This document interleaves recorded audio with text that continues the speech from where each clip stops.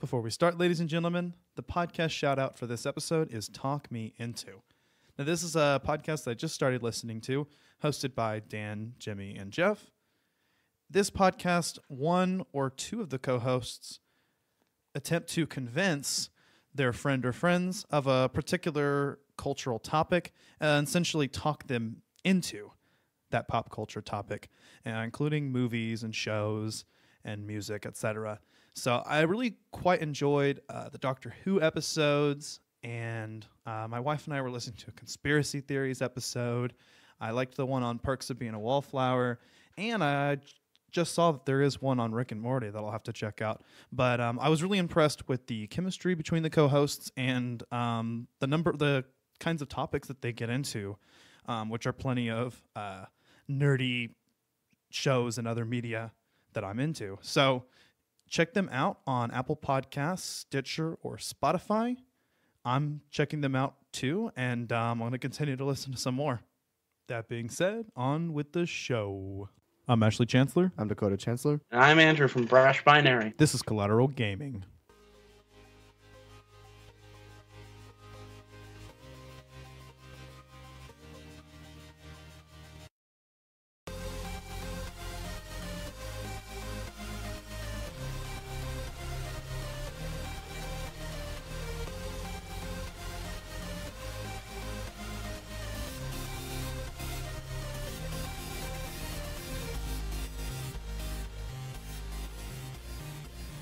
Welcome to Collateral Gaming, the only video game podcast that matters, where we focus on good games, bad games, and everything else in between in the world of gaming. We are podcasting straight from San Antonio, Texas. And yes, my friends, we are a 420 friendly podcast. So whatever you have, be it blunts, bongs, joints, dabs, smoke it if you've got it. Do the meth in moderation. Method moderation, folks. That's important.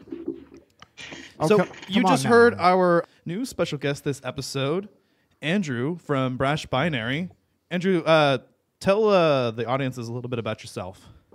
I'm Andrew Kenny. I'm from New York. I started Brash Binary just recently this year, and we're still working on developing the different aspects of it. We're hoping to launch various projects soon, and the core of our mission is to be able to help small-scale creators monetize their work in a way that's scalable and allows them to maintain control over what they create.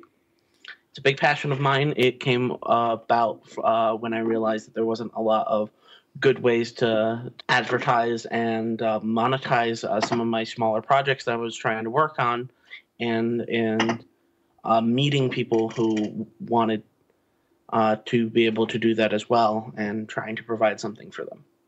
So you're trying to sponsor gamers. That sounds great. Yes. I could use you as a sponsor. That sounds great. Yeah, fuck yeah, dude. Oh, man. And sponsor podcasts, as I understand it too, right? Yeah, we could do that, and but it's really about getting creators involved in it and getting the infrastructure necessary, not only to get enough people in so that it's viable, but getting the stuff set up to where it's safe for people to use. Right. Hell yeah. I mean, that's the dream, dude. And, you know, you kind of entered this field sort of through the game development route, am I right?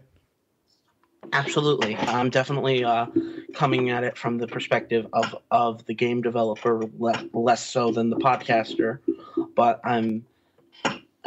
so I would understand a little bit of the fears of wearing that would be more beneficial to the game developer rather than the podcaster. But I'm also working on creating my own podcast and stuff, and I'm hoping by doing that and seeing how they interact with each other that I'm going to be able to learn to do it in a way that's beneficial for both parties equally. Hell yeah, dude.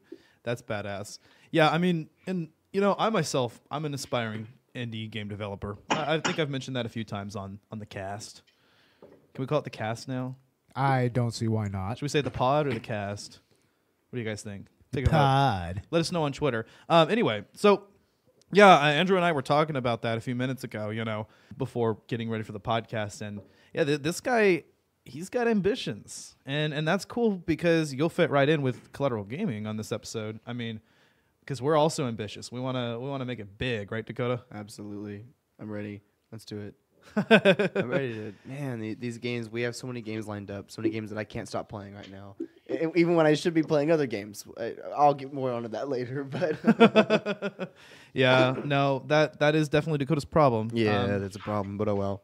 But yeah, dude, it's amazing to kind of into the world and start from something small and make it into something big. And I can really get behind that. So, Andrew approached us on Twitter, and if you guys can't tell, we are Skyping him in from New York. Apologies for the shitty quality. This horrible place that it is. But you're our first Skype guest. That's pretty cool. We like to do a little segment on this podcast. It's called Collateral Gaming News. News.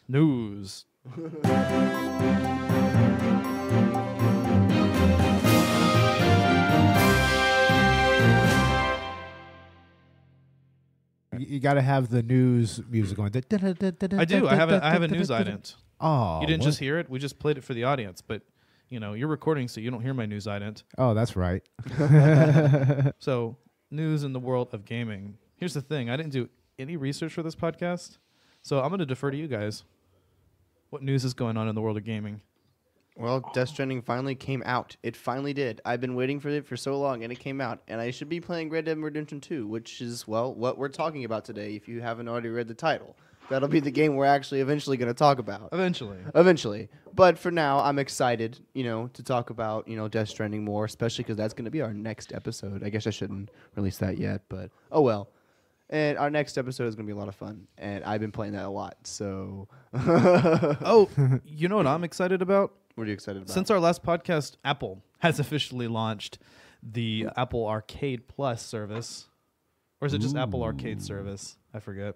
Along with the Apple TV Plus service. Yes. So we'd really like to go in and maybe do an episode focusing on the Apple Arcade as general, or maybe pick a game, like an indie game. I'm really excited about that service. I mean, I'm a huge Apple fan, so...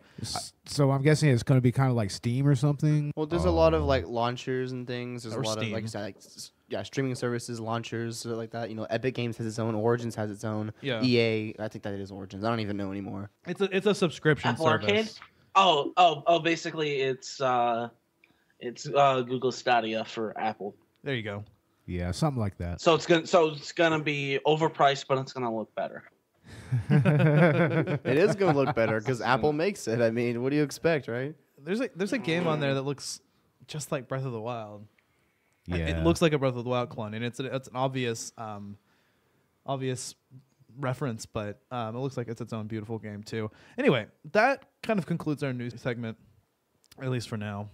Let's go on and get to the meat of the podcast, guys. The meat. The absolute meat. The big meat. The big meat. All of the meat. All of it. You guys are bastards. All right. You know what? Can we just make it eggplant this week for all the vegans out there? Yeah. I don't know. No. All right. We don't talk about Bo. Thank you. Thank you so much. You just gave him a platform. Okay. I know. Well, we talk about meat on this podcast, and Bo has to deal with it.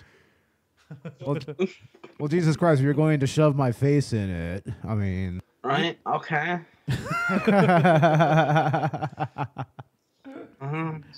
It would be eggplant parmesan, so there would still be cheese. So it would just be vegetarian. Oh, great. It would be vegetarian. So can you meet us halfway? I There guess you so. go. I don't know. I guess I'll just make my Okay. own. I'll make my own cheese or Or are something. you just going to stay on a horse as high as Dakota? Oh, okay. What? Fair enough. Damn it. So folks, the Parmesan eggplant of this podcast, because eggplant you would not want to eat without Parmesan. Dakota, you mentioned it earlier. Red Dead Redemption 2. Yes. The second one. The second one. I haven't actually played the first one. I don't think you have either. I haven't played the first one. So we have a lot of things to catch up on for this, but this game in particular, excited to talk about because we've been really playing it for a while, and you have more than me. I've been kind of slacking off on it like I should have, like I mentioned earlier, but I really enjoy this game for what it is. I would definitely play the first one after playing this. It really good vibe. I love the Western feel. I'll play any Western game. You know what I mean? That's cool as hell. You know what I mean? You know, I'm not into the whole country thing, despite living in Texas. Like, it honestly annoys the shit out of me. Yeah. Like, I'm sorry, but this game made me want to like cowboys. You know, and I just, you know, was playing Old Town Road. Oh my god! While playing the game, just felt like a badass cowboy. Wasn't there a music video for that used footage from Red Dead 2? Oh, I'm sure there was. You know, also sometimes I would put on the Naruto Shippuden OST, Hyohaku, which is like Sasuke's theme that's kind of like rugged Western. Yeah, because of course you would. Yeah, that's what I was I'm a about to fucking say. weeb. Of course you would. Fucking weeaboo. Nah. Andrew, I was what playing blues. blues? Oh. Blues, there you go. Yeah, I remember you telling me Oh that. man, No, maybe bluesy rock like Black Keys. You can't go wrong with Black Keys, man. Hey, fuck there yeah. there you go. There you go. You know what? Have you ever just like, I know it's not necessarily blues, but have you just like walked down the streets of New Orleans, right? And there's just jazz? I love that shit, dude. Dude, there's a fucking town in Red Dead Redemption 2 called Saint Denis Literally. that's literally based on New Orleans. No, Okay. it's like they straight up like took some of the house models. Ash and I have been to New Orleans many times. I've been like, what, 4, 5, 6 times, Ash too, okay? And we've been many times, so we know some of the places. And you got to think about it, this is a different time, so this would be prior all with that. And I'm recognizing places that is actually in New Orleans in this stupid game. Oh, it's crazy. This game is exceedingly detailed. Now, Andrew, I did want to ask, man, have you played the original Red Dead Redemption? Oh no, this is actually my first Rockstar game. Period. You know, I haven't gotten that much into Rockstar games either. I mean, I played a little bit of GTA, but Look at us, all of us unexperienced noobs. unexperienced names. Why are we on a gaming podcast? What are we doing? Yeah, I mean, I remember Grand Theft Auto on the PlayStation 1. I mean, that's how old school I am about that. And I mean, they pretty much set that sandbag type of gameplay. They set the bar for that like right then and there. And I mean, and it's kind of extended into Red Dead Redemption, Red Dead Redemption 2. The bar even was more set way so. before that, Bo. Okay, with that. With what? GoldenEye. GoldenEye? Nintendo 1604 GoldenEye. That set a precedent for gaming right there. Oh, I'm talking come about. on. I'm talking about We all know. sandbox. gaming. I know. We but still. all know that the Battle Royale mode on Donkey Kong 64 set There the you bar go. for Oh, all of it. of course. Of course. Or shit, Turok Rage Wars, for fuck's sake. There you go. I mean, jeez. Come on. This is all a ripoff of chess. All of it. All of it. Never forget where you came from. Yeah, it's a chess and strategio. Oh wait, no. Galaga. Sorry, Galaga. this is all a ripoff of just raiding another tribe and killing everyone. Yeah, Fucking Pac-Man, bro. pretty much. Oh, Eating speaking- ghosts? Come on. Speaking of that, I was a bit disappointed because I played 40 plus hours of this game and I committed 0 mass shootings. Wow. Yeah, me too. I really struggled, but I didn't want to fuck with my honor. And the loading times are kind of long because it's a very intensive game.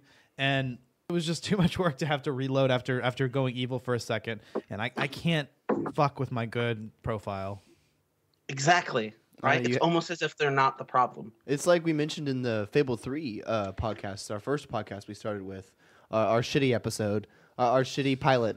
Anyway, no, what we talked about was the whole idea of that, not wanting to go out of these bounds and not wanting to leave the side of good because you're tempted, and they push the idea of that you should be a good guy, but obviously in this game you're an outlaw, and they don't really push that as hard as you would think.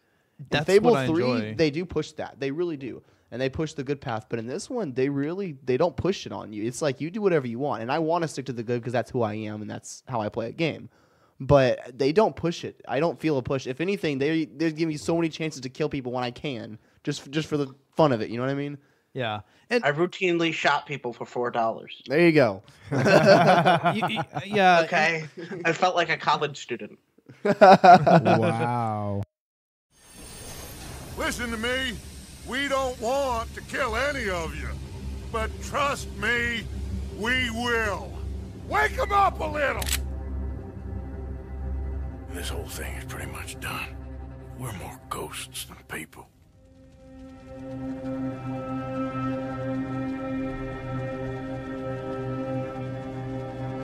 You have got to keep faith. They will not crush us.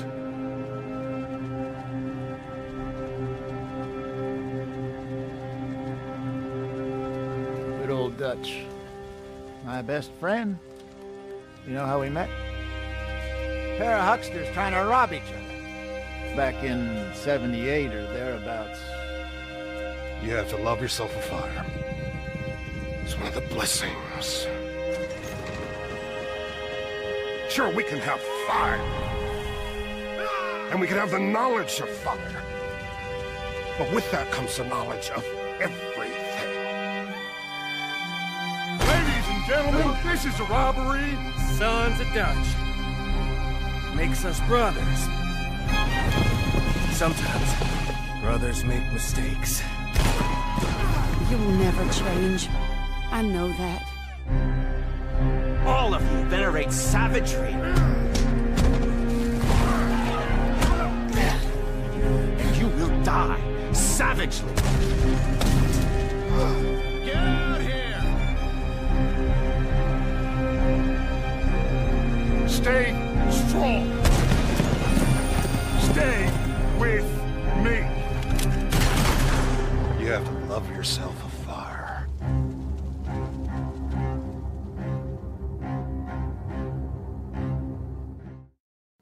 I mean, this game, it is interesting because the morality system, is a part of it, but it's not as ingrained as some other games, which is good because it makes it so that it's no longer a gimmick, and it's just kind of, an aspect of a game that should be there. Pretty much any open world game. And you're an outlaw, so you're already not, you're not an angel. And Arthur says that many times. People say you're a good guy, and he frequently says in the game, I think he says it a few times, like, I'm not a good man, we're not good people. That's what I mean when I say it doesn't push it on you. But at the same time, they don't believe in killing innocents, like as a gang anyway. They have a few morals, Well, that's why it's not illegal to kill someone. But you can be a remorseless killer as Arthur if you want. Right. I'm staring at Micah, just like. Oh, dude, fuck Micah, dude. Fuck Micah. Fuck it. Okay, I haven't finished the game. Like, the whole story is like, does Micah betray the gang? I don't know. Dude, it's so obvious. Actually, we'll be up front. We didn't beat the game. There's so much fucking game to play. There's so much. I mean, Andrew, you said you logged like 40 or 50 hours, right? Yeah, and to be fair, like 15 of those hours was paying off bounties I did from doing random shooting sprees. Did you story rush? Like, did you mostly focus on story, or did you do a lot of everything?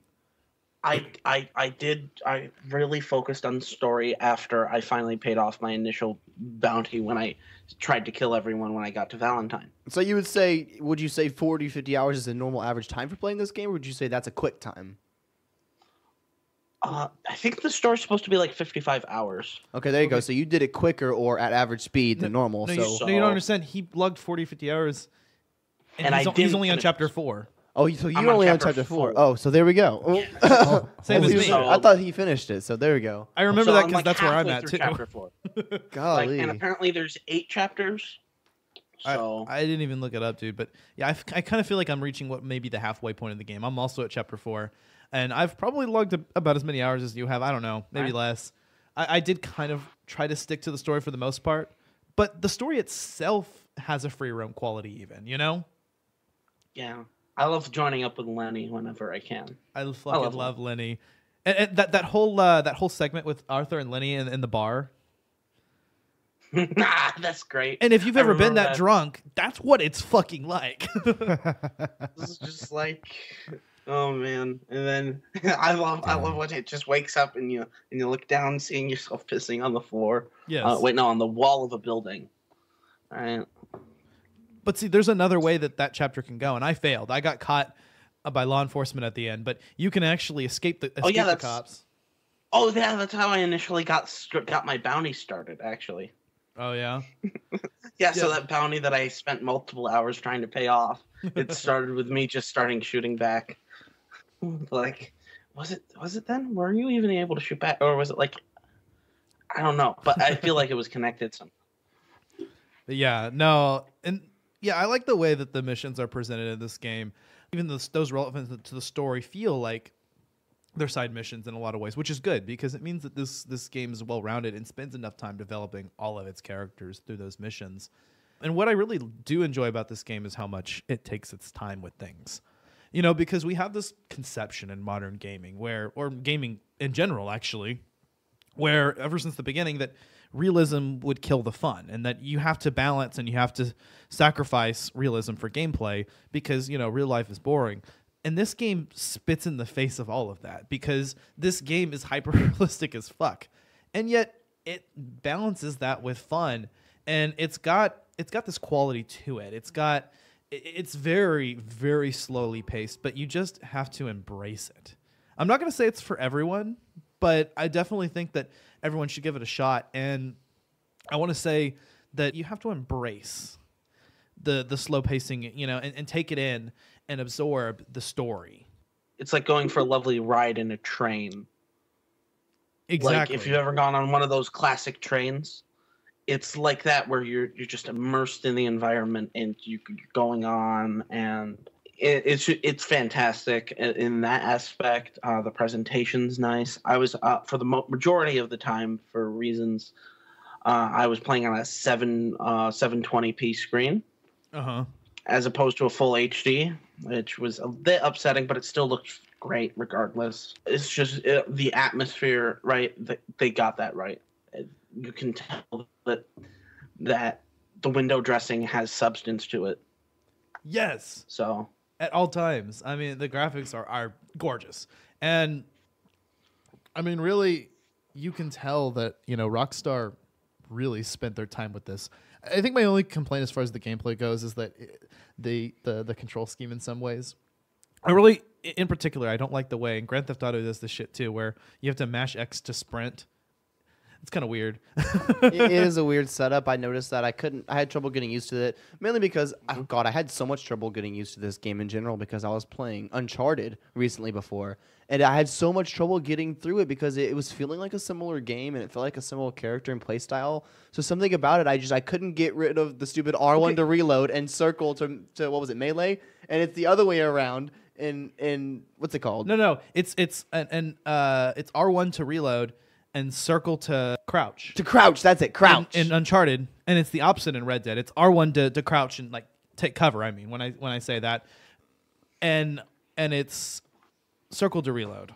And it's so hard to get used to that when I just played Uncharted. But unfortunately, that was a problem. But after I got past that, the controls were a little difficult to get used to. But I didn't have too much trouble, I guess. But I always have trouble because I play so many games, so I can't ever get used to controls.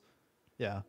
Yeah, no, I feel you. I did find myself sometimes doing the wrong thing because the controls are confused. And I don't usually do that, but this game definitely has unique controls. I'll put it that way. But yeah, Red Dead is definitely a masterpiece. I think it was, you know, one of those games last year, along with Spider-Man, along with a lot of people say God of War, and that's an upcoming episode, but we've yet to play it. That we're all contenders for Game of the Year. Because, you know, this game... I mean, the quality is just, it's too much to ignore. Even if it's not your cup of tea, you have to acknowledge the beauty of it, I think. So wait, when did this game come out? Last year, 2018. 2018? What time? What time in 2018? Oh, I don't know. So was it near the end of the year? Wait, what? So it was Game of the Year? Is that what you're saying? It was one of the contenders for it. You don't think it actually did? So Yeah. this year, well, what do you think? I thought it came out in October of 2018. October of 2018. Okay, so it was after Spider-Man. I remember that because everyone was playing Spider-Man, and then Red Dead came, and everyone was playing Red Dead like right afterwards. God of War was actually Game of the Year. Okay, so what do you think it's gonna be this year? I'm thinking Death Stranding. That's what I'm thinking. But I don't know. We'll see. So it was October 26th. October 26th. There you go. Fuck yeah, that's research. Fit right in, Andrew. There we go. Hell yeah, there we go. Definitely the gameplay really stands out, and really also the story, you know, the Wild West setting, something that I don't normally enjoy, but in this case, you know, it really, really interests me and fascinates me, especially, you know, with the realistic component of it. What did you guys think about the setting and the story? The story felt particularly like they took their time. It felt like if I wanted to compare it to a style, it felt very similar to how I felt while watching Pulp Fiction, Okay. which is really, it feels like everything is a setup for something. And it's over the top in a strangely believable way. Okay. Yeah. Yeah. I see what you mean, man. All right, sort of that Quentin Tarantino style. Maybe I could like confirm or deny this more if I ever watched The Hateful Eight. Is that the Quentin Tarantino one? Right? Yeah. Hateful Eight. Hateful Okay. Eight. I need to watch that. So maybe I'll be able to. Is that the right one? All right. Regardless, so it felt kind of like watching a Quentin Tarantino movie with how it's structured. Yeah, and The Hateful Eight is by Quentin how it's Tarantino. willing to use the shocking, but it's not it. But whenever something shocking shows up, it actually serves a very good narrative purpose. You don't find yourself pissing on the side of a bar without a purpose. Yeah. So A lot of people I've heard and read, this game is not like a Western, GTA plus Skyrim. Skyrim is the first thing game that Yee-haw, comes to mind. Skyrim. Yeah, Yee-haw, Skyrim. So that was kind of the first thing that I thought of when I saw this game because I put a lot of hours into Skyrim, of course. I know you did. in scale, I would say yes, but in style, no. No, it's you don't. While you do loot the corpses afterwards, you don't like. I don't find myself really going in places to collect stuff. This is true. And I don't find myself sort of. With Skyrim, you usually end up pursuing quests to gain more power. Right, exactly. You don't really have that with Red Dead Redemption. I see what you're saying. That's a good point. You have a lot of that. I mean, of course, a lot of more mystical aspects. You've got your dragons and shit. That's another well, one obviously where- the tone's going to be different. But Yeah, tone's going to be different. I mean, that's what you get when you go from Western to medieval. Exactly. And it really nails the Western feel while still maintaining an essence of realism. Because, we all know that the cowboy, as we know it, is an urban myth. That's the way Well, they're not popular culture cowboys. portrays it. But they're not. They're outlaws. That's what they say. Yeah, they're outlaws. There's actually a part in the one where you basically kidnap cattle to sell. Basically, they remember make that fun one. of cowboys. They make fun of the cowboys. They call them like dead-brained idiots or whatever. They're not cowboys. What's really interesting about the story is that, since Red Dead Redemption 2 is a prequel to Red Dead Redemption 1, a lot of the fates of characters from the beginning. Because John Marston is the protagonist of Red Dead Redemption 1, right? And he's a prominent character in this game. So, he's going to live. Dutch Vanderlyn is actually the antagonist of Red Dead Redemption 1, which is really interesting considering the role he plays in Red Dead Redemption 2, right? That's what you were saying. Yeah, I haven't played Red Dead 1, so I can't tell you that. But I know that like you said, there's a lot of familiar Oh my faces going goodness, on. I didn't know that. I'm so excited to finish the game. Yeah. now. And that's not even It's a like, spoiler what for the you. hell? It's not even a spoiler for you because that was in the first game. What But the hell? It's like, yeah. I didn't know that. It's like, yeah. So I went in basically just being like, "Ooh, I'd probably be your schlub who picks it up because it's a popular game." Right, No, exactly. And that's what we did. That's how we got it on our podcast. I mean, that really was what it was. It was a random draw of games that are popular, games that'll get, good to talk about. Yeah. Actually, it was Steven's suggestion. Was I it really? believe. That one was? Good to know. And what's interesting is Steven was going to be on the podcast, Oh, man. but we didn't end up having him on. But he ended up, Steven's my longtime best friend from high school, and he was going to be on the podcast, but he ended up having, I guess, other priorities or whatever. But one day we hope to at least have him on as a special guest. That'd be fun. Although we are looking to add a full-time member to our team because I feel like just the two of us, is not enough. Collateral Cinema, we have 4, so. Yeah. But in any case, yeah, knowing that about Dutch really changes the perspective in this game. Now, I didn't, of course, because I didn't play Red Dead Redemption 1, but I did look it up later, and I was doing some research, especially for the podcast. And, being that that's not technically a spoiler, this was fine. But coming into it at first, I kind of believed in this guy. And then finding out, soon after that he becomes the villain, like you said, Andrew, it makes you a lot more excited because you want to see this downfall that happens. And what's interesting is that even some of the gang members in the game end up becoming antagonists in the next one. Even some of the more well-mannered ones like Javier Escuela. Bill Williamson, who's kind of somewhere in between. Also, Uncle is I think appears in the next one, but he's actually on your side. John, of course, is the protagonist, and Arthur is not there. So make of that what you will. There is no Arthur in Red Dead 1. No Arthur in Red Dead 1. So, I mean, we probably know that what's going to end up happening is kind of what happened at the end of Red Dead 1, where the protagonist dies. Right. You know, but in Red Dead 1, at the end of the game, when you complete it, and I actually do remember this because my friend Steven actually showed me this part a long time ago. When you complete the narrative, John Marston dies at the end, but his son Jack Marston, who's the little kid in this one, takes over. He's an adult. I think he's a teenager during the story of Red Dead 1. And then at the end of the game, he's an adult, and he pretty much looks like his dad. And so you take over for him in the finale, and then he allows you to continue to free roam, even with John being dead. That's really cool. So that's a really cool mechanic. So what I'm thinking is, you know, at the end of this game, of course, you play as John. And I believe that is the case, actually. But you play as John at the end when Arthur dies. Interesting. Yeah, I don't know, so I'm excited to see where that goes. This is interesting because usually we delve into spoilers, but we actually haven't beat the game story because it's just so fucking big. Well, during the whole game, you're going throughout cities and stuff, and there's always something to do. You're never not. There's always something you can do. You know what I mean? And you feel there's cutscenes for everything, so you're always doing something. So it really does feel like a TV show more than a movie, because you can't fit all that content into a movie. You know what I mean? There's so much content. That's what's so great about video games, is you get all this content that you can't get out in movies or even TV shows for that matter.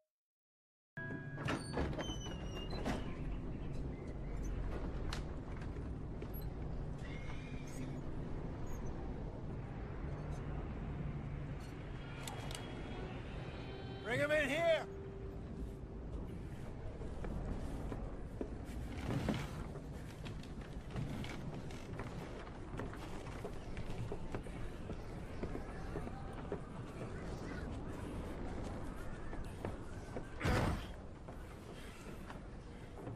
Miss Gaskell, get that fire lit, quick. Miss Jones, bring in whatever blankets we have. Mr. Pearson, see what we've got in terms of food. Davy's dead. There was nothing more you could have done. What are we gonna do? We need supplies. Well, first of all, you're gonna stay here, and you are gonna get yourself warm. Now, I sent John and Micah scouting out ahead. Arthur and I, we're gonna ride out, see if we can find one of them. And this?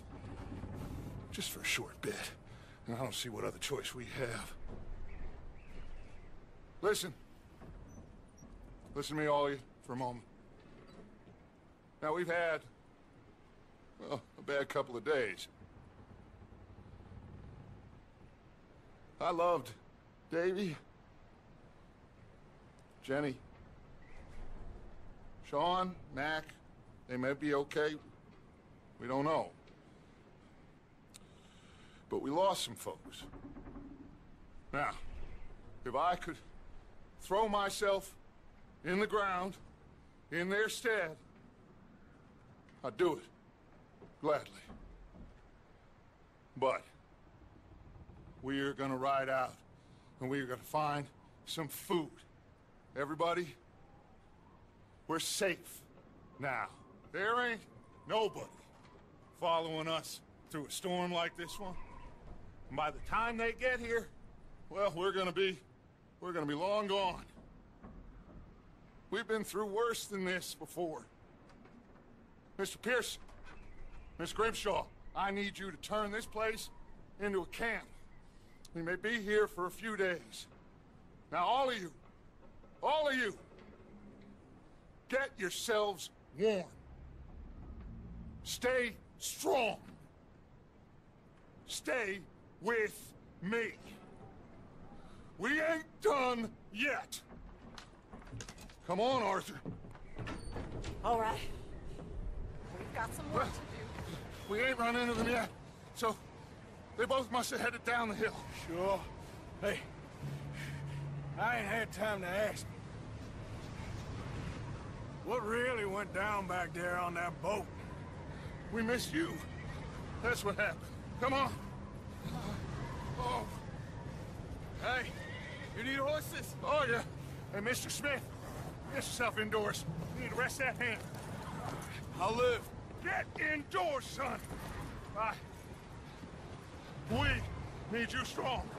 There's an additional element to it in the sense that you can explore things in between those important moments. And even this game, in a way, has, like we've said in pretty much every previous episode, since Last of Us, this game has a very cinematic quality in the narrative, especially in that, in the way that it presents that video games can tell a story in some ways better than a movie, because there's all these, and I think I was going to mention this earlier, but we went off the rails a little.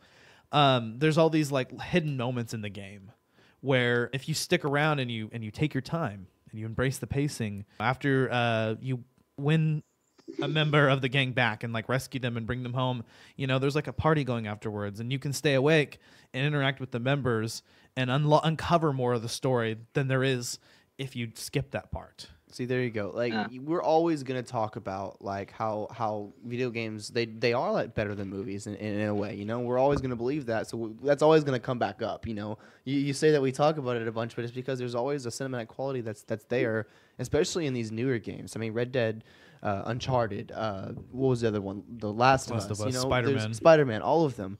All that's have how cinematic qualities, and they all do. Yeah, exactly.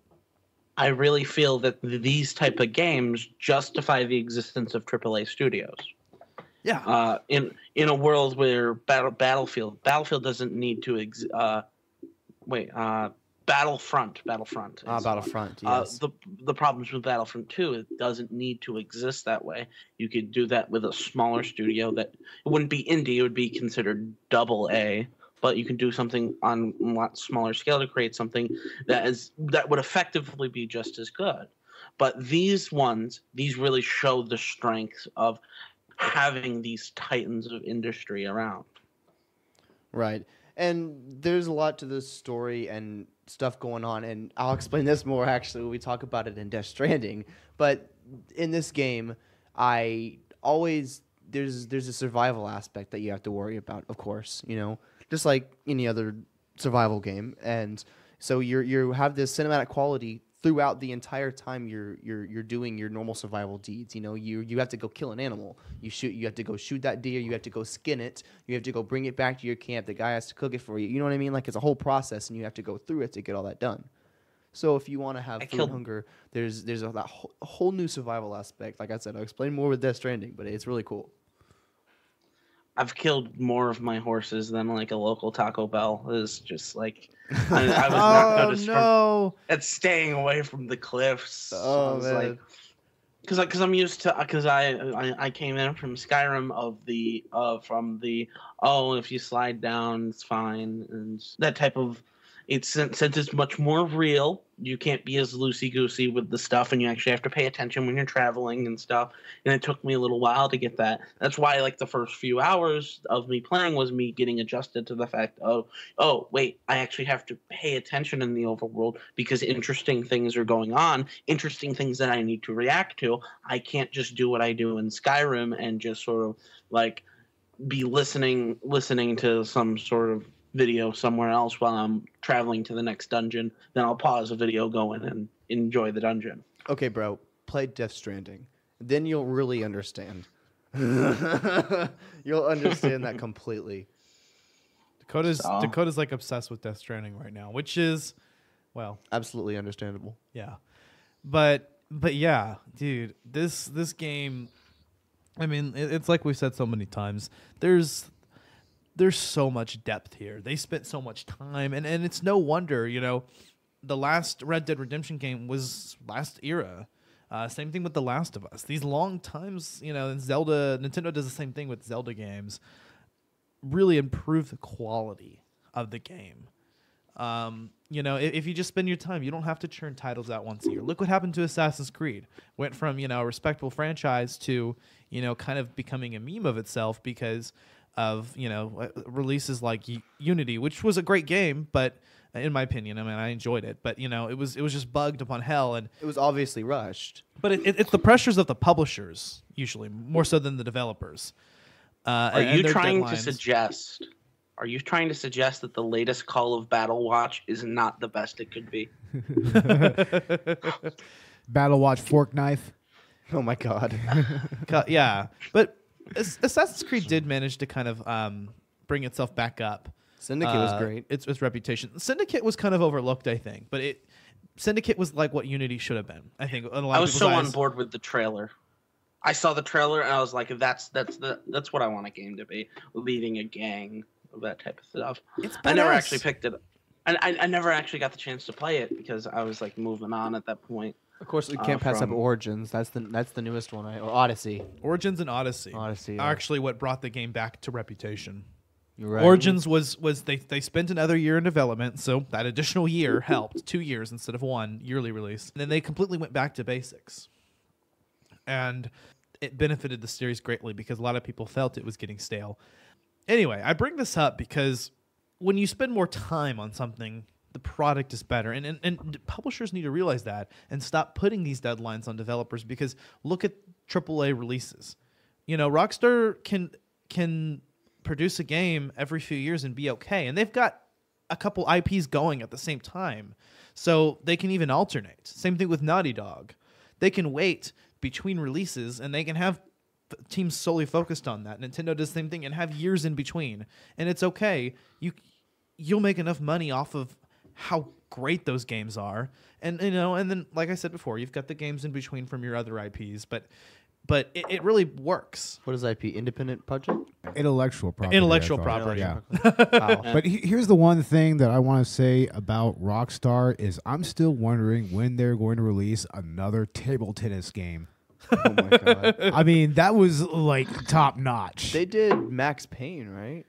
I think so. I just pulled it up a minute ago. Wasn't that Naughty Dog? No, that was not Naughty Dog. And Rockstar also It was Rockstar. is yeah. also both the publisher and the studio. They work together really well. Rockstar website. Because Rockstar Studio, the developer, is a subsidiary of Rockstar Games. So it's all one company. Nintendo does the same thing. And this works because you don't have those pressures. You don't have the publishers for enforcing these deadlines on a development studio that they hired. You have an internal team that's working together, and they know what they're doing. Dude, shit, with the deadlines and everything. I mean, look at that movie. What was it? Sonic, the Sonic movie. You know what I mean? They listened to the fans, the audience. They listened to the crowd. They almost sent it out because, you know, publishers gave a deadline, I guess. That should have been in Collateral Gaming news. There we go. That should have been. They finally released a new trailer for the Sonic movie showing off the redesigned Sonic character. What do you think? And it looks a hell of a lot better. I mean, honestly, I didn't think the original was that bad, but now when I see them side by side, now I understand why this was the better way to go. But Wait, you didn't think the original was that bad? I mean, it wasn't like the worst, like everyone was saying it was. I was like, it's a kids movie. It doesn't really matter. But Eyes are too small. I was really No, but glad my to hear point that they is, were gonna Go ahead. It looked disturbing. Like did was look the problem. It does It now. was- Now when I look at it, It was so like firmly situated in the uncanny valley that you can't. It was just not. Yeah, they had to go back to the anime-based character design on that. You know, they just had to do that. that's what the fans wanted. And yeah. where they're getting a lot of good press now because they listen. They listen to the fans. But you know, I'm usually kind of a skeptic here. I'm not the kind of person that gets into conspiracy theories, but you know, part of me wonders if maybe this all just wasn't a marketing ploy. What if the original, you know, initial design was intentionally bad, so it would generate buzz because even bad press is good press. No, you're and not then wrong. a positive response, gold. Gold, absolute gold. You're right. No, this did great wonders for them. I mean, now that they screwed up, because now there's like hype. Okay, wait a second.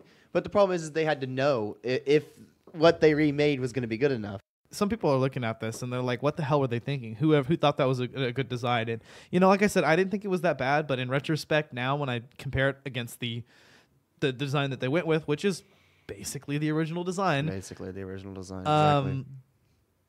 at least as far as I think the modern Sonic character goes, because I think some of the games now have, and it's weird, they have a separate characters, classic Sonic and modern Sonic, right? like interacting. It's kind of weird. Sonic Generations was a trip.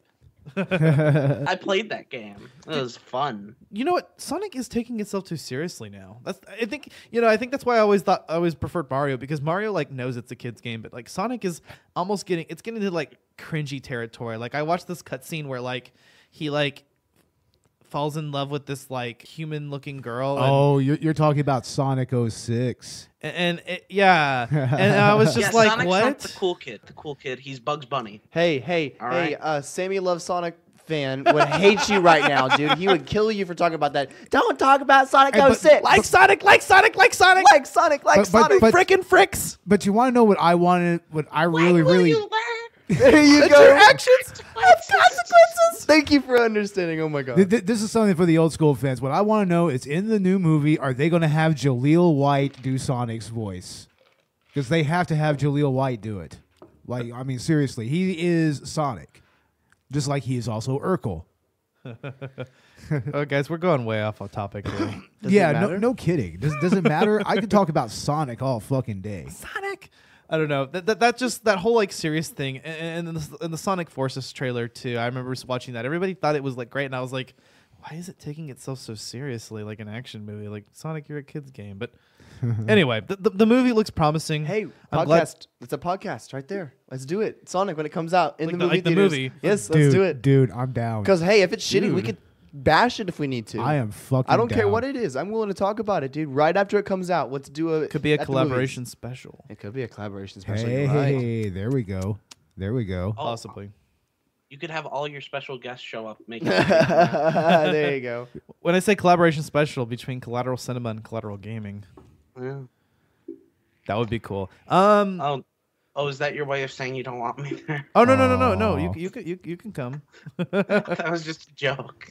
I know, dude. I'm stoned. Okay, all right, and mildly autistic. So I'm just dumb.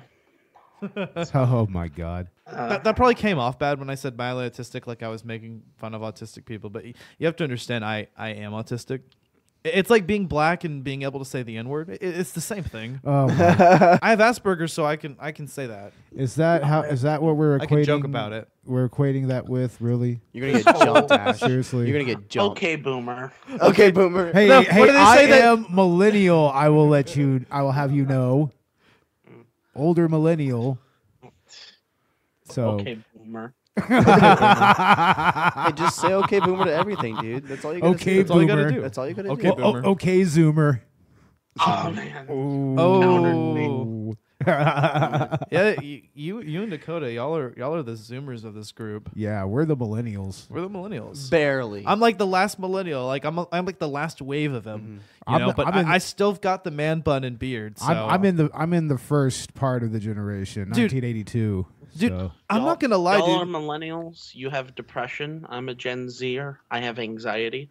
Hey, so I guess some way we meet halfway, huh? Okay, and I have social anxiety on top of that, so I have depression and anxiety. Yeah. See, I'm one of those people who agree with the idea of this. There's a little part of our childhood in which we've created, and a certain generation created in between Z and millennials, and I think that's where both Andrew and I lie. And we got a really screwed up childhood. No, okay, don't subcategorize yourself. We're subcategorizing ourselves. We get to be minorities. Yeah, they're already trying to subcategorize the older millennials now, like the Oregon Trail generation or whatever. I can't believe that. That's all bullshit. That was the point of my joke. It's all bullshit. I think this subcategory of Gen Z millennial-ish thing should be called the Hannah Montana generation. Honestly, though, because we did grow up on Hannah Montana. You're absolutely right. There we go. I had two sisters and an autistic brother, and so he voted for Sesame Street. See, right? But and then we my still sisters knew voted things for Disney Channel. Right. See, My sisters voted for Disney Channel. There we go. And then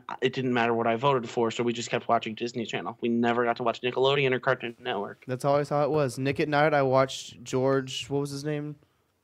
George Lopez. There we go. That's what I would always watch. That was such a good show. Why are you crying? Yeah, there you go. Oh, there's a bunch of good things I used to watch, man. I mean, of course, Hannah Montana. I did that. What was watch? That's So Raven. That wasn't too old for me. That's the Raven. Raven's back Corey on in the Disney House. Channel. Corey in the favorite House. anime. That's what it's about, man. The best anime.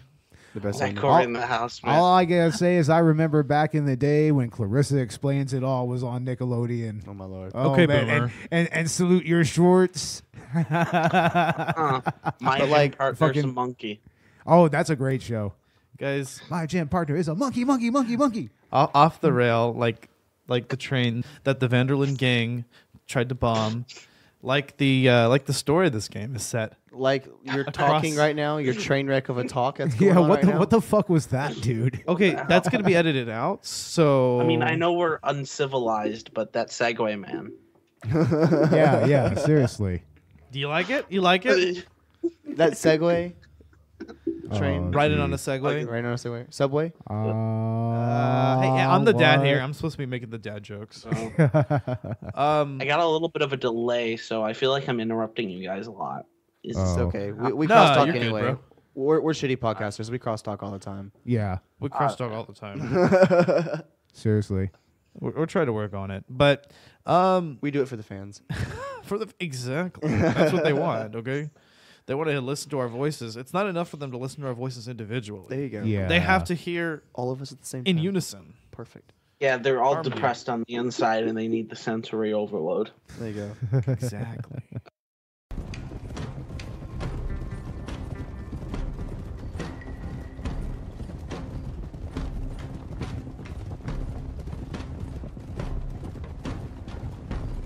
All right, everyone, dismount and come to me. We'll go in on foot from here.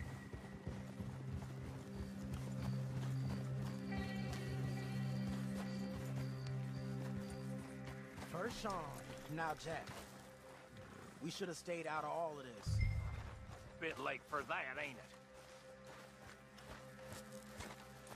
Come on, let's get this done. John, you sure you're okay?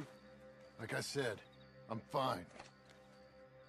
Follow my lead. Both these redneck families think they can ruin us? I don't think so.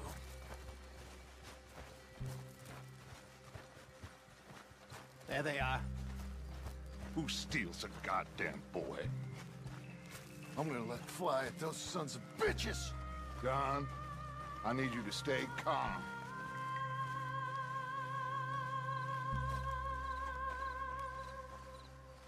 Get down here now, you inbred trash! What the hell do you want?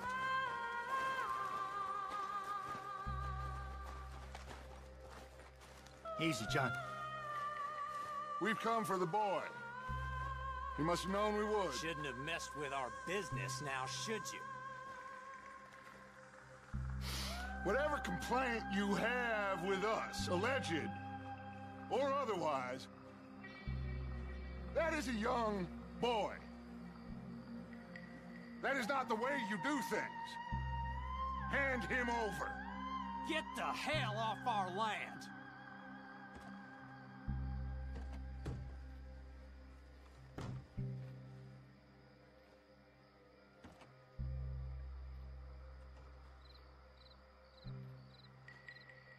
If you ain't gonna be civilized about this,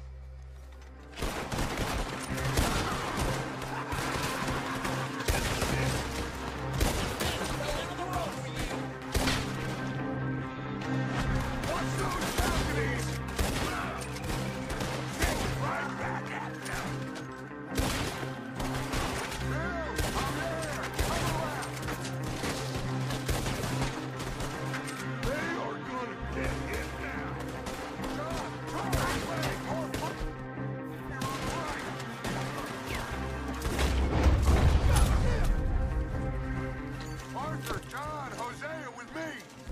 The rest of you, watch out here for any other arrivals. Get in there! Find Jack! And find that Braithwaite woman! Jack! You in here? Jack! Jack, can you hear me?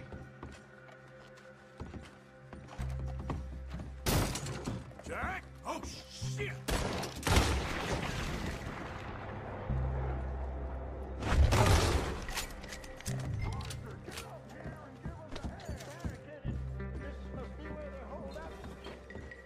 There's something. We're stuck against it. Are you in there? Open the goddamn door!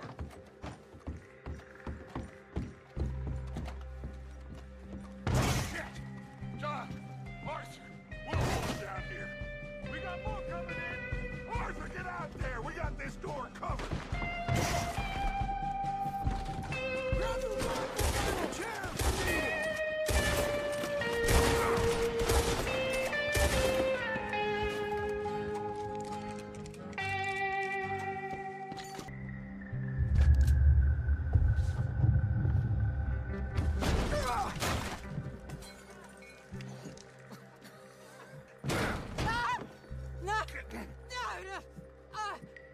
You want me to kill you too, old woman? You bastards! Where's the boy?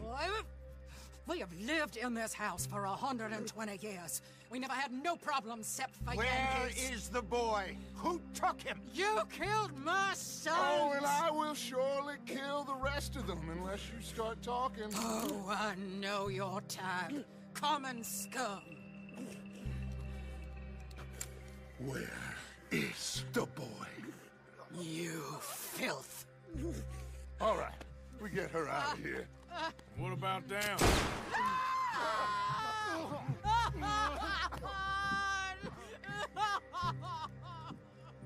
Now let's get this hag outside. Any more of her sons to deal with? No, reckon they're all dead. That's right. Burn this dump to the ground.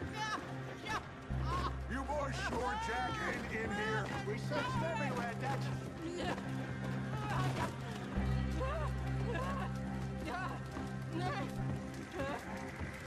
You got that one, Arthur?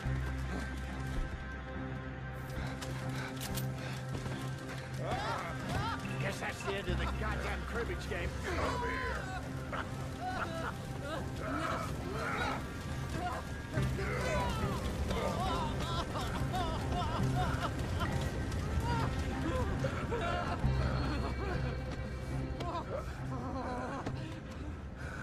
Put me down, you damn Yankee! There you go. I never liked you. Why'd you take the boy, Mrs. Braithwaite? You stole my Boys are off liquor. limits. You stole my horses. Ain't no rules in war, mister. Matthews. Yes, yes, that's it. Where's the boy? My sons gave him to Angelo Bronte. So my guess is Saint Denis. Either there or on the boat to Italy. Let's go. Arthur, come on. What we doing with her? Leave her. I told you she was crazy.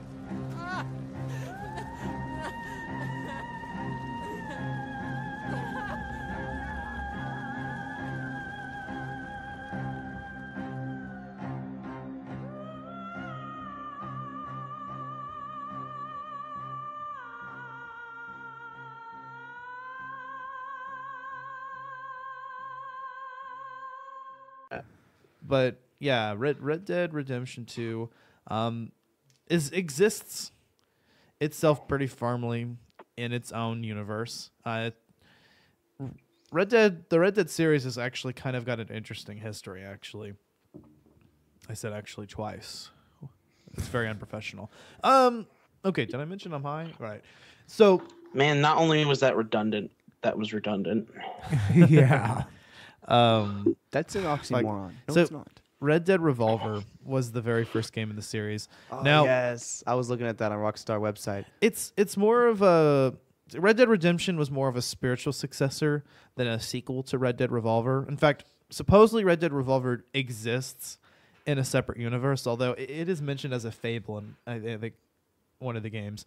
But anyway, Red Dead Revolver originally came out on the PS2, right?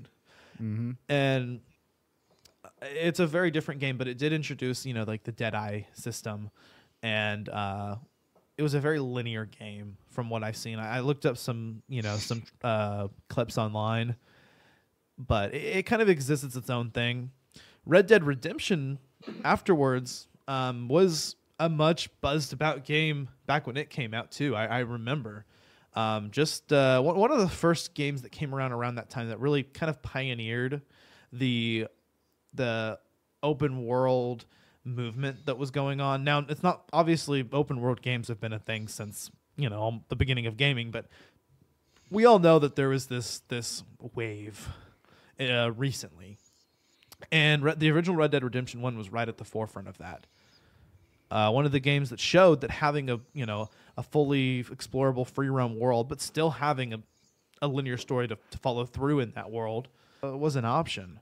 And it really showed, like in this way, that this game, Red Dead Redemption 2, really emphasizes that realism can be fun in a game.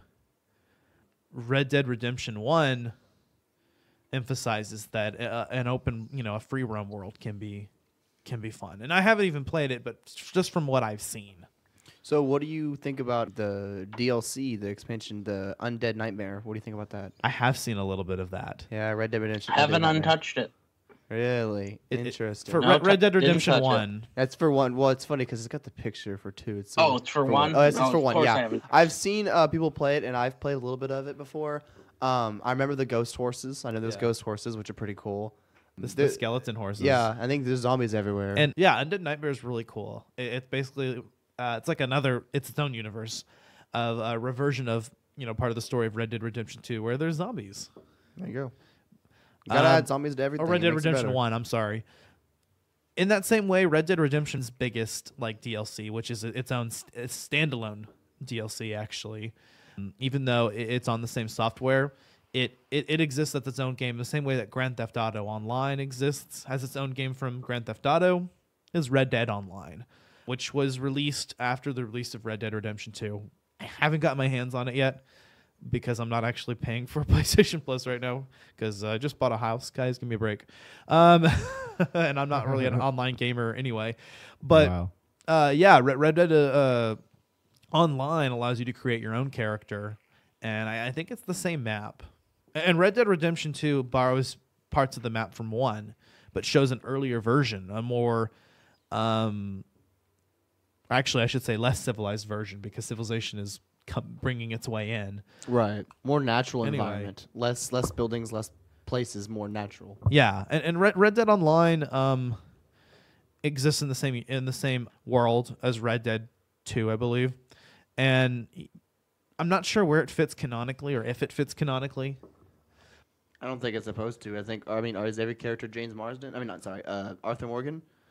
No. Red Dead Online. Red Dead Online, you create your own character. Oh, you create your own character. Okay, so you explain that. So, yeah, does it really exist canonically? How does that work? I don't know. I've tried to find some resources on it, but I couldn't, figure out if it's actually canon. But in any case, you brought up a good point. We haven't talked about Arthur. We haven't talked about Arthur. What did you guys think about the character of Arthur Morgan, the protagonist of the story? He's an interesting character. He's got so much to him. There's a lot of flaws, clear flaws, straight from the beginning. He's an outlaw at heart, and you know it. But he's got his gang, and he believes in respect, and he has his own integrity, his own moral system. And it may not be good. He may be a little corrupt, but he's got some sort of moral system, some kind of code. Because, like you said, he doesn't kill innocent people. Things like that don't happen. And obviously, you can do more evil things, but that's not going to happen as much, especially if you follow through the game like you're supposed to. And he's strangely progressive for his time. Strangely, oh yeah. He's vehemently against the idea of racism. Same sex. Which is really interesting. Homosexual, he doesn't care about that either. He doesn't care about that. Like, he accepts... Micah is an unlikable character from the beginning because, he's racist as hell. And Arthur exists as a character that you have realized, despite his time, is not a product of his time, and kind of accepts the idea, because he rides along. He's an outlaw. He rides along people of color. And I just really thought that was an interesting aspect to his character. Also, his ideas, he's progressive in other ways, his ideas of suffrage. You actually attend and actually drive around a suffrage parade in the game, women's suffrage. And it's actually an awesome moment. But what I like is Arthur's response later in Saint Denis to a voter is, if you're dumb enough to vote, then you should be able to. That's his take on it. If you're dumb enough to vote. My favorite thing about that was he was driving the suffrage wagon and basically complaining about their screaming. Yeah, at the same time, and that's perfect for the attitude of just this. I feel like Arthur has the strongest characterization you could have while maintaining perfect agency for a playable character. There's never a moment where I felt like I made a call in gameplay that Arthur wouldn't make, no matter what I chose. Yeah, right? I could see killing a guy in a robbery gone wrong, but I could also see choosing to spare them and running. That's a good point. One thing I have heard, though, is that Arthur's demeanor does change a little bit based on player choice. It's subtle, but he's a little more aggressive if he's more on the evil side. I've heard, but I've only played the good. See, yeah, in the beginning a lot, he's very ambiguous. Sorry, but he does. It's not good and evil. It's honorable and dishonorable. There you go. That's You're a an good outlaw. point. Yeah. It's either honorable or dishonorable. So, and it's clear that he's an outlaw from the beginning. You drag someone on a horse. I mean, you do crazy stuff. Well, you don't drag them. You knock them out and you carry them on the back of the horse, tie them up. You know what I mean? That's like one of the first few scenes in the game. And so and you talk to him, and he's like, shut up. You stop talking. So he's rude, and he has this corrupt sense of character, but he's still morally good.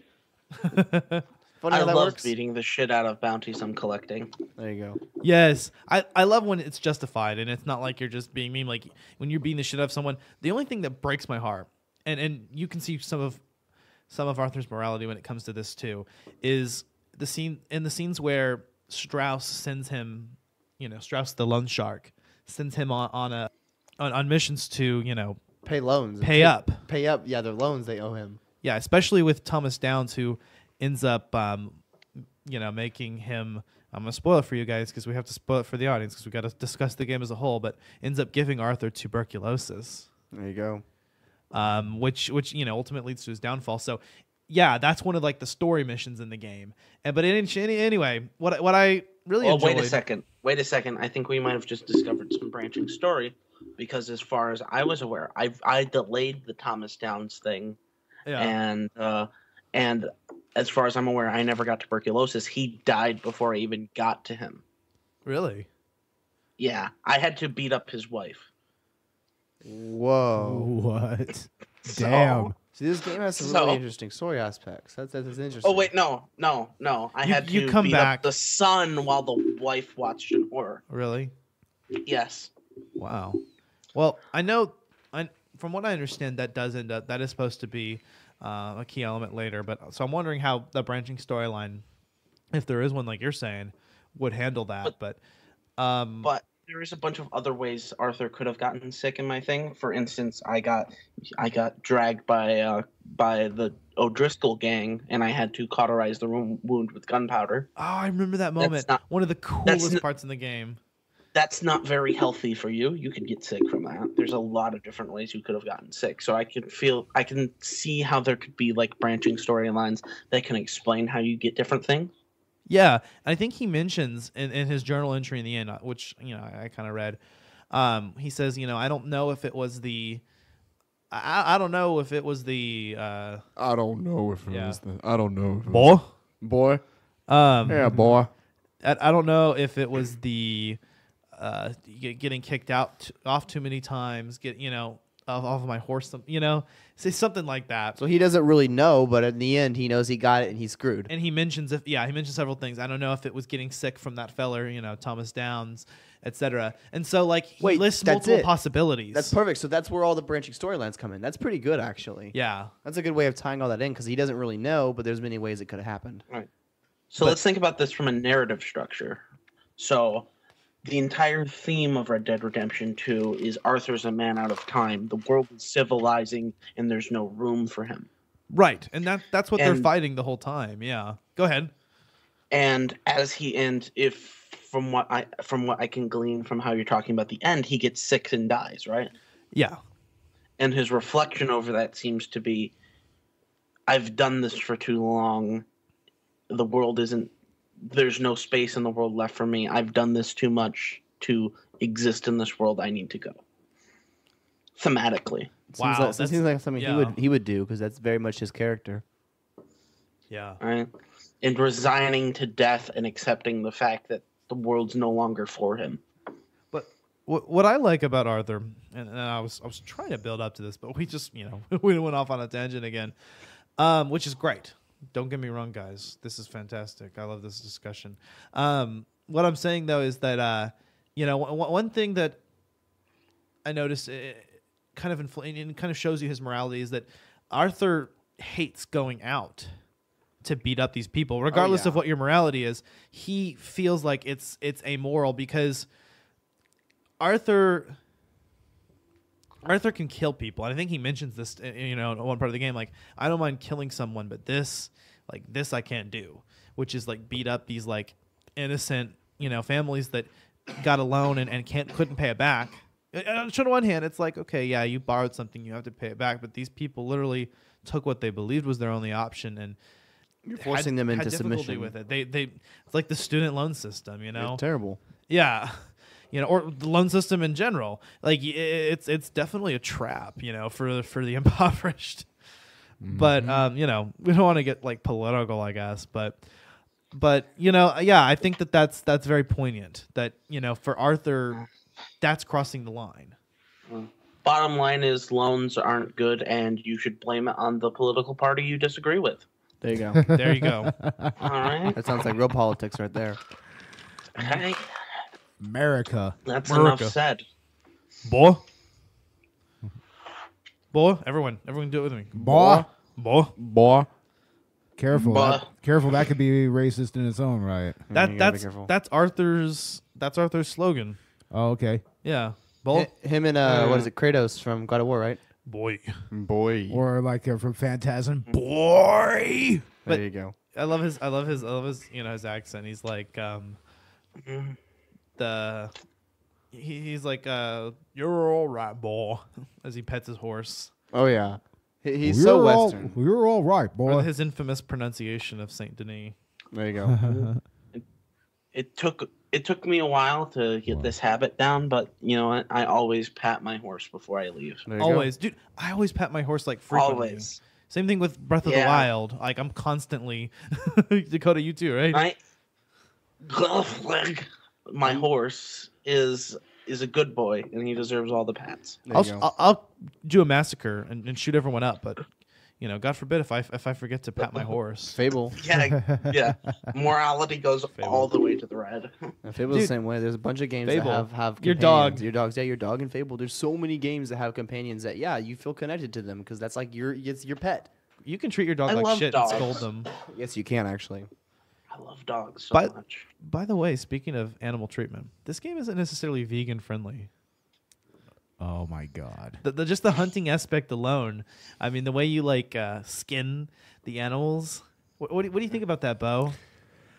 I think that it is, and it shows it. It shows the skin coming off. I think it's appropriate for the time period that the game is set in. I mean, they were settlers. There wasn't a whole lot of agriculture going on at the time. I mean, of course, they were going to live off of the land. There we go. We have a level-headed vegan. I'm trying to play off our personalities here. You were supposed to play the irritated vegan. Ew, no, let's we think just about cannot. this for a second. We cannot allow for killing of animals in any sense. Right. But all right, so in defense of sort of like the vegan view and sort of in defense of the game, I believe if you talk to most vegans, they would be more accepting of the idea of eating meat when it's humans sort of participating in sort of the food chain naturally, as opposed to more factory farming and sort of deforestation and the displacement of people through more commercialized hunting, even the way hunting is done now, where it's more for sport. Well, see, for a lot of vegans and vegetarians I know, it's a lot different. It's more of a it's animal cruelty. It's that we don't need to survive off of animals. There are other things we can survive off of. That's how a lot of vegans and vegetarians. Exactly. That's pretty much my stance on it. But even then, I can see how in a survival situation, you got to do what you got to do. God damn it! We're not supposed to seriously talk about veganism, guys. We're supposed to make fun of it. That's the point. Oh my god! Bo is our punching bag. No, well, the thing is, I'm basically a carnivore, and like I love making fun of vegans, but right now I'm in PR mode where I'm trying to be reasonable about everything. So you're just an NPC. Oh, what? You know what? Sometimes when I'm working at the grocery store, I really feel like all these meth addicts who come in are just walking up to me and pressing A. That's so funny, dude. We work at a grocery store too, with a bunch of fucking meth addicts we have to deal with. Exactly. You got it. Oh, god damn it! Why? What is it with this? I don't understand. Why? It's a universal experience, I guess. Why, so. Lisa? Why? Why am I the NPC? Why am I NPC? There's actually a theory, like a conspiracy type theory, that like there's a certain amount of souls in the world, and like most people are just empty husks because there's not enough souls to go around. Hey, so where did you read that? Dianetics? There you go. Yeah. Who decides this ratio of souls and how? There you go. It's like some weird thing. It's like whatever. Yeah. Hey, you forgot to do our room ding. Ding. There was just a little bit too much acid. A little too much. I would imagine so. You gotta stay off those hallucinogens, bro. Jesus. So guys, final thoughts. Red Dead Redemption 2. I will continue playing the game. Like I said, I haven't gotten far, but I will spend more time doing this because it's you want to get involved in this game. I definitely do. It's not, obviously this isn't, my favorite game of all time. Otherwise I would be playing it versus other ones, but this is definitely a really good feel, and I would recommend it to other people. It may not be 100% my cup of tea all the time, but I have nothing bad to say about it. It's fantastic. Fuck yeah. What do you think, Andrew? If you are one of those fellows who likes to pick up a game and then play hundreds to thousands of hours of the same game, and you have like a library of 100 games, but you mostly just play 5, pick up Red Dead Redemption. It's going to become one of those ones that you keep going to for a while. You might not play it forever, but it's going to keep you busy for at least a year. Fuck yeah, well said. So much content, man. My final thoughts is it's a game. It's a game about cowboys, and your horse's balls actually shrink. So. Hey, Bo, did we ask you for your final thoughts? Yeah. You're not even a member on this episode. I'm producing this episode, so You were I sitting have here- final say. Bo, do your job. Produce. Exactly. That's exactly what I'm doing. I'm producing. This is part of producing a podcast. Oh, so the producer only eats produce. I get it. Yeah, exactly. There you go. Oh, the good producer one. eats produce. I hate that. He doesn't find shame in that. There's no shame in that. It's just straight up. Yep, you're right. Why should I be ashamed of my veganism? Why even be ashamed of it? Because you don't get pussy. Yeah. Oh, pretty what much. the fuck ever! I wasn't getting pussy even when I was eating meat. Hey, you know what? Like that's. He is Go ahead. You he said is it. what he eats. Here's what he eats. Oh, what? God damn it! At least he's not gay. He doesn't eat meat. Oh man. And what if I was? Well, then you're Yeah, then you're not a vegan. You're eating meat. I mean plain and simple. Oh my God, this is going off the rails. We need to close this podcast now. Yeah. We have to before Oh we man. before we Who cancel. cares? We're all canceled. Yeah. Yeah, exactly. We're all canceled. We need to hit up the guys at the country club. We'll get them canceled too. Okay, Boomer. What the fuck? All right. My final thoughts on Red Dead Redemption 2.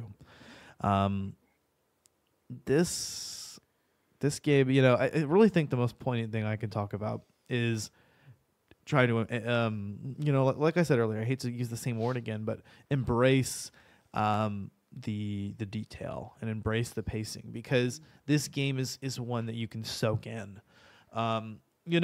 That's why it's so easy to get lost in the world, and that's why you can spend several hours and get almost nowhere, because there's so much to do. When I say nowhere, you're not progressing the story, but it's just so easy, and then there's narrative everywhere you go, even in side missions.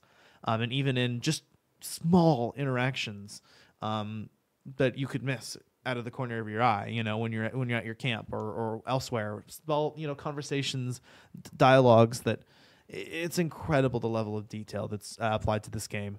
And the realism. We forgot to mention, things like the hair growth system where, Arthur's hair and his beard naturally grow over time. His hat falls off. You have to go pick it back up. Pick it up. You always want your mustache one layer thicker than your beard, though. And you have to shave it down. If it gets too much, like you don't have to, but you can shave your beard. See, I'm the opposite. I'm sorry, Andrew. I'm the opposite. My mustache has to be shorter than my beard. I hate the mustache. He's a cowboy, though. See, I'm okay with the connect. Like, it's fine. You can't grow a beard. I'm sorry. You're right, but that's a personal preference. That's just me. This motherfucker. You know what? I worked. Actually, I think you're right. I think beard. I got it backwards on accident.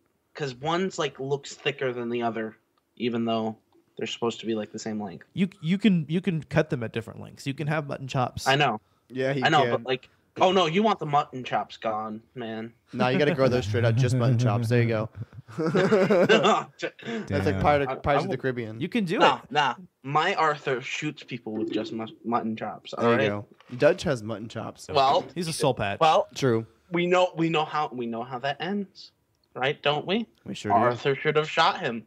Don't trust the mutton chops. All right. You know what? Real life advice. There you go. Real talk. Real life advice. Hashtag don't trust talk. people with just mutton chops. There you go. Yeah. Seriously. But yeah. All right. This is directly applicable, right? Generalizations are usually bad, but with mutton chops, it speaks to your character. It's basically a Hitler mustache. Right, it's who you are. Once you have mutton chops, that's who you are. Major red flag. But mutton chops and mullets as well. Oh yeah, mullets. Hey, I'll tell you what. Stashes. You know who did pull off mutton chops? Wolverine. Oh, of course. Hugh Jackman can pull off mutton chops. The only man I know. Well, he can do anything. I mean, come on. Yeah, he's Hugh Jackman. Only he thing can sing. Oh no, he can't sing. Are you kidding me? Come on. He's practically.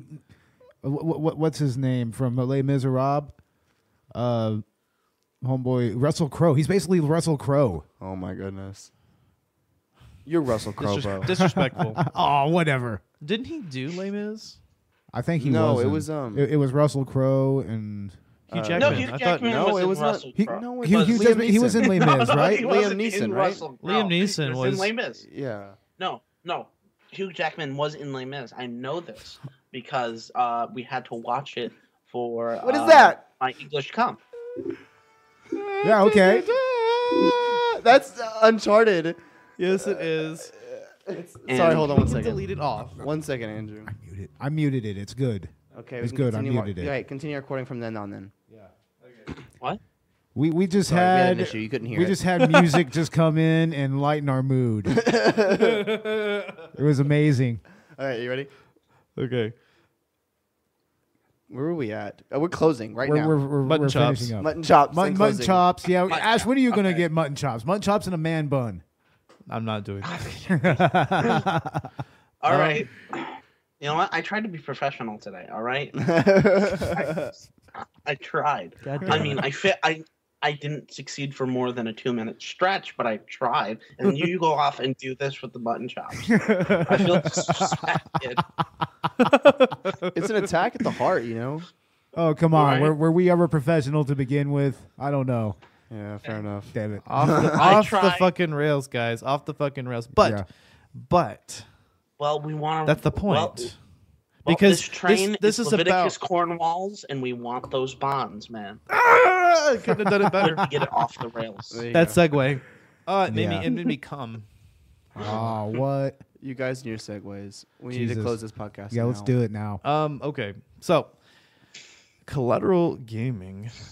What's coming up next? Ooh, we do have an indie game coming before we do our next numbered episode, and that'll be Town of Salem. That's our Thanksgiving special. Yes, it'll be our Thanksgiving special. A little gift. Fun little thing to talk about. Little mini episode. It started out as a game on a website on a computer. Even though, like, fuck Thanksgiving, because, you know.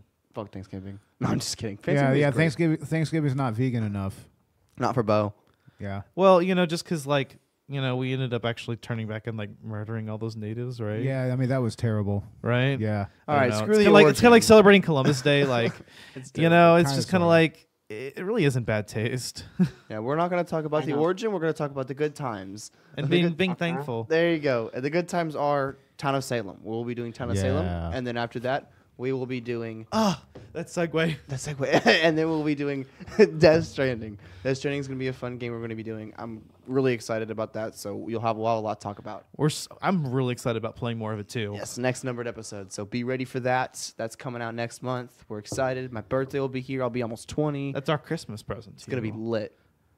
It's Death Stranding. Well, actually, our Christmas present to you is something else. It's a surprise for our Christmas episode. You But cannot tell nobody. but yeah. So we're actually gonna have 2 episodes in December.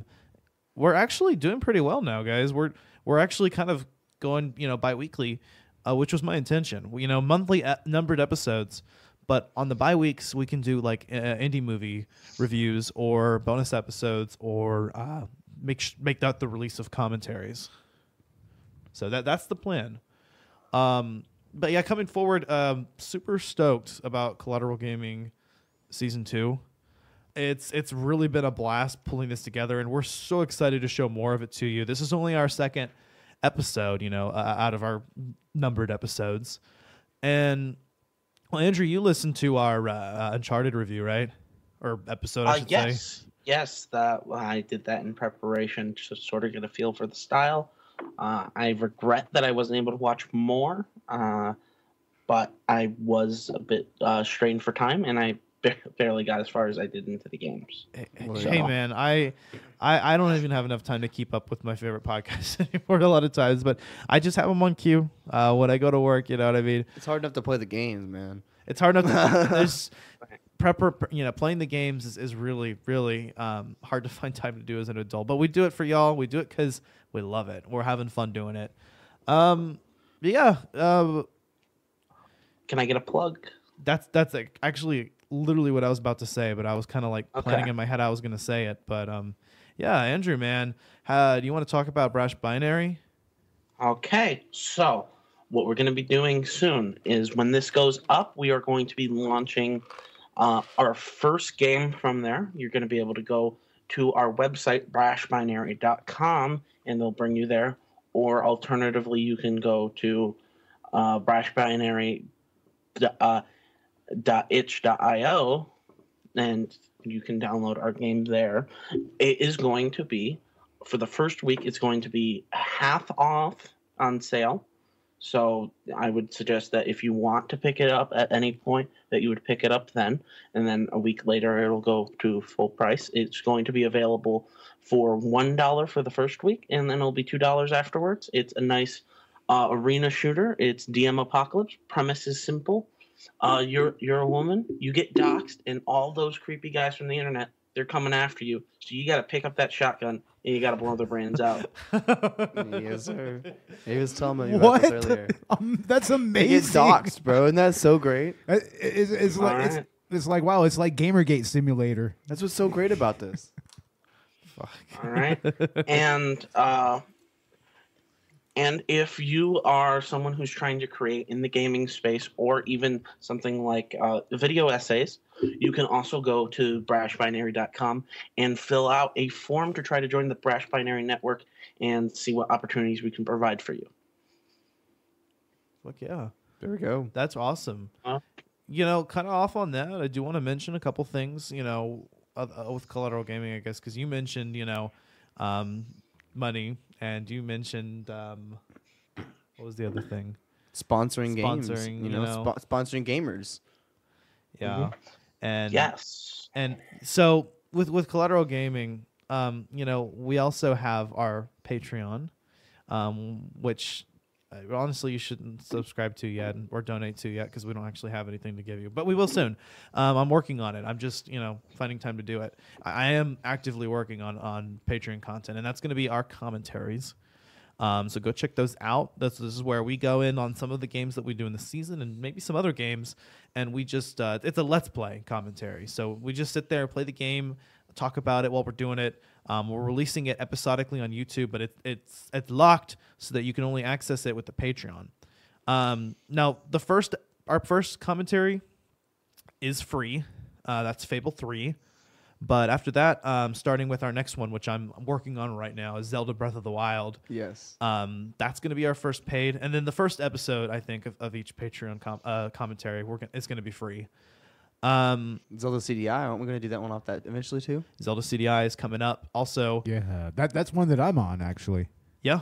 Yeah, that was a lot of fun. Yeah, you did a little bit of that with us. Spider-Man and Uncharted is going to be. We're going to do Uncharted, actually, A Thief's End. I promise you, we're eventually going to do Death Stranding too. It's honestly, it may come up. We'll see. Later down the road. Last of Us is something we may do later to Yes, coincide I with the forgot about release of that. Last of Us 2. Agreed. But anyway, that's a lot to look forward to, guys. That's what's on the books. So I haven't forgot about it. I know a lot of times I'll make promises and not deliver. I've been doing that bad lately, where if I could okay, this is our next episode, and then we don't do it. But we're on top of it this season. Everything that we have mentioned would be an episode is going to be at some point. Just stay tuned for it. And then as far as sponsoring goes, if you're an indie game maker, this is the other point I wanted to make off of what Andrew was saying. If you're an indie game maker and you want us to review your game, come find us. Come talk to us. Hit us up on Twitter, because we're looking for. That's exactly what we're looking to do. Right now, we're kind of doing more of the high budget indie games, the well aware in indie games that kind of are sprouting up companies. We'd like to do some more like local stuff, like with what we're doing on Collateral Cinema with our indie movies. One thing, Andrew, maybe once you complete what you're working on, we can shoot you a review on an indie game that you're making. Yeah. If I once I release a project that I feel like would be a good fit for it, I would definitely want to release something a bit more narrative based. Okay. Right. So for that, there'd be a bit more meat to actually review on something like this. All right, you better hurry it up then. Make that game. Upcoming collab, guys. There you go. Sometime. As far as upcoming collabs, you could always just put me on the Sonic episode. There you go. There we are. Right? Oh yeah. Maybe not so subtly jam my foot in the door. My God, that's good. Yeah, no, dude, it's been a blast having you on this episode, man. You definitely fit in with the crowd, and I'm really glad that we're coming up and we're getting more guest spots on the show. Now, I do want to go ahead and give another plug out to our other podcast, Collateral Cinema. I'll let Bo handle that one. That's right. Coming up on Collateral Cinema, we have part 2 of our First Glance Film Festival mega review. We're going to be reviewing features such as I Used to Be Normal, the boy band documentary, and also Right Before Your Eyes, which seems to be an interesting movie, and Black Betty, which is like a web series. Yeah, I started watching some of them. Oh, yeah. Yeah, we need to finish watching all of them. Yeah, and we just did the on Collateral Cinema movie podcast. If you're not following the movie podcast, follow the movie podcast. But you probably are, because Collateral Cinema's been in the game a little longer. Y'all have got a lot of downloads ahead of Collateral Gaming. I say y'all, but it's us. It's the same. It's us. We're the same. Our next numbered episode is going to be the Christian. I don't know if it's a propaganda movie or not, but it's the Buttercream Gang, which is quite possibly one of the whitest things that's ever been created. So the best, purest thing that has ever been created. Yeah, it is everything that is wonderful about white culture. It is pure and holy. And when good. people say that white people have no culture, show them this movie, because it shows the wonderness of mayo, mayonnaise, buttercreaming hard. Of carrots, of Jesus. Buttercreaming for life. Buttercream hard for God, for Trump, and for country. For MAGA.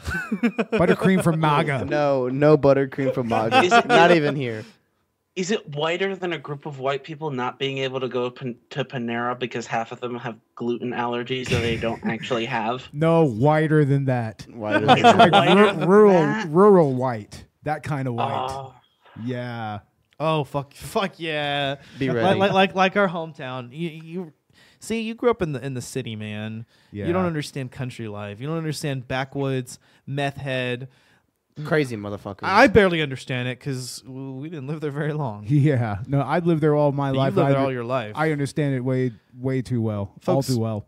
you'll notice we're streaming out of not streaming. Sorry, we're not streaming. I wish we were streaming. That would be cool, live streaming. We should do Twitch at some point. Just an aside. Anyway, we're podcasting straight out of San Antonio, as we've started mentioning this season, which is, a step up from, fucking backwoods meth hills. just throwing it out there. But anyway, guys, Collateral Gaming season 2, new studio, new producer. Yeah, we got rid of firing Bo. Yeah, we got. Oh well, I didn't know about that, so okay. That's why you're not actually named on this episode. We appreciate everything that you do, Bo. I thought we were gonna bash him some more. It was a blast having you on, Andrew. What'd you think? It was fun. I'm tired though. Yeah. Oh yeah. I was just a little bit. But I was happy to be on. I was happy to talk about a good game, and hopefully you'll be hearing more from me, and I won't crash and burn and end up in a ditch somewhere. All right? Great. Yeah, maybe next time we'll actually spend more time talking about the game. No, we did good, guys. All right. But yeah, keep your meth in moderation. There you go. All right. Of course. Right. Great life tips. And that being said, I'm Ash the Chancellor. I'm Dakota Chancellor. I'm Andrew Kenny. And that's Bo Maddox. I'm Bo Maddox, yeah. No one cares about you. No one Bye, cares about Bo. you. Stop ruining our show. We are Collateral Gaming, and we are out. Out.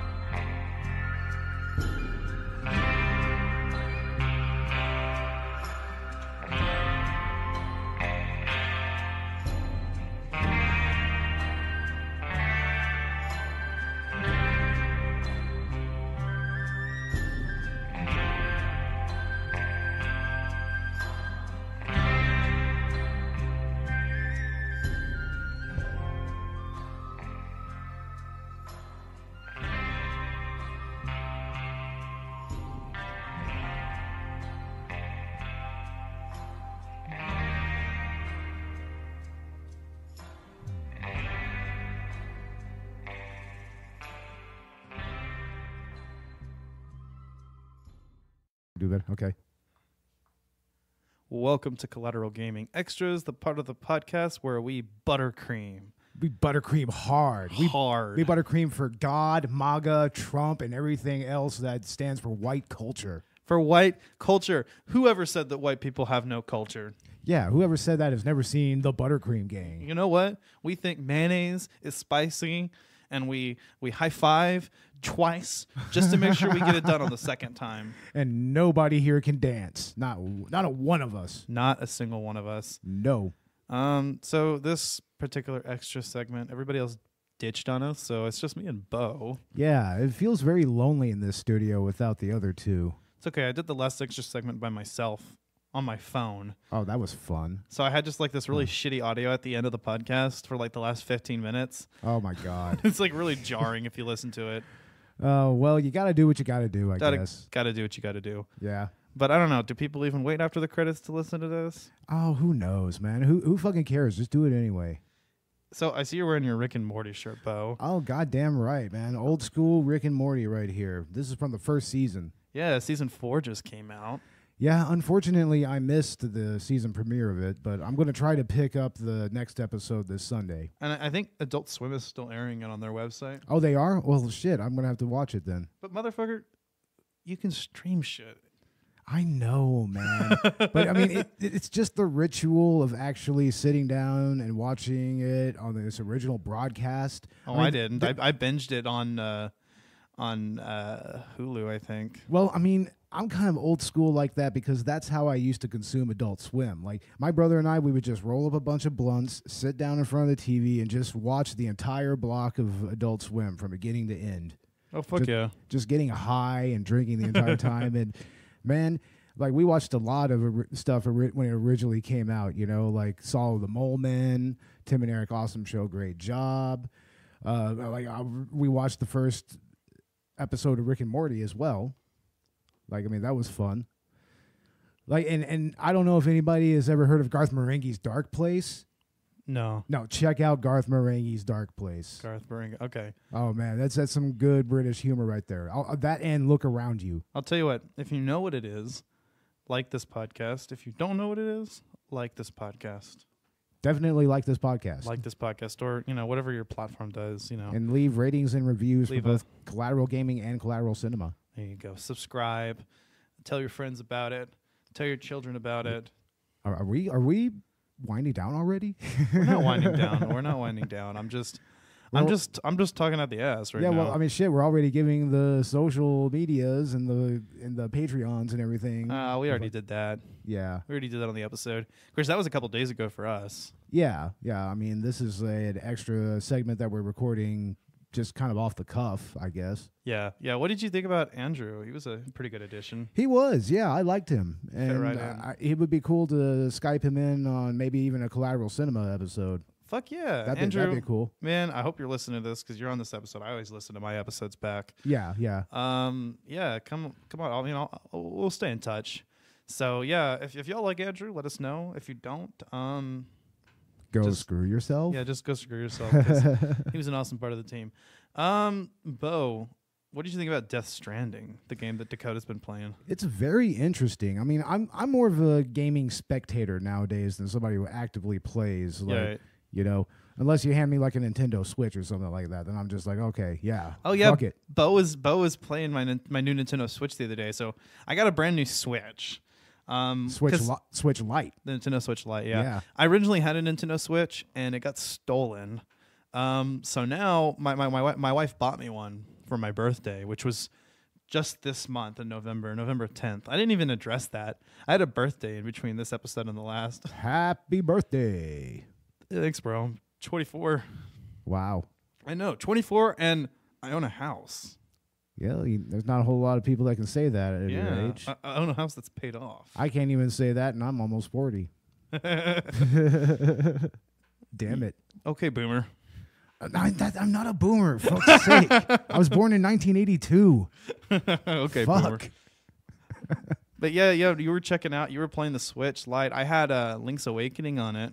Yeah, but I was playing Hyrule Warriors because even though it's essentially the same game over and over again, I do love me some Dynasty Warriors. I mean, it's just fun to kind of strategize, to run around and beat up all the enemies, and then try to save your keeps and everything, and try to set up strategic positions on the battlefield. Oh yeah, I played the shit out of Hyrule Warriors. I own all three versions actually. I own the original Wii U version.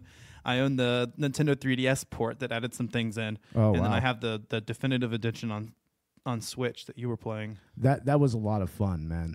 Like and playing as Link, and even Zelda was.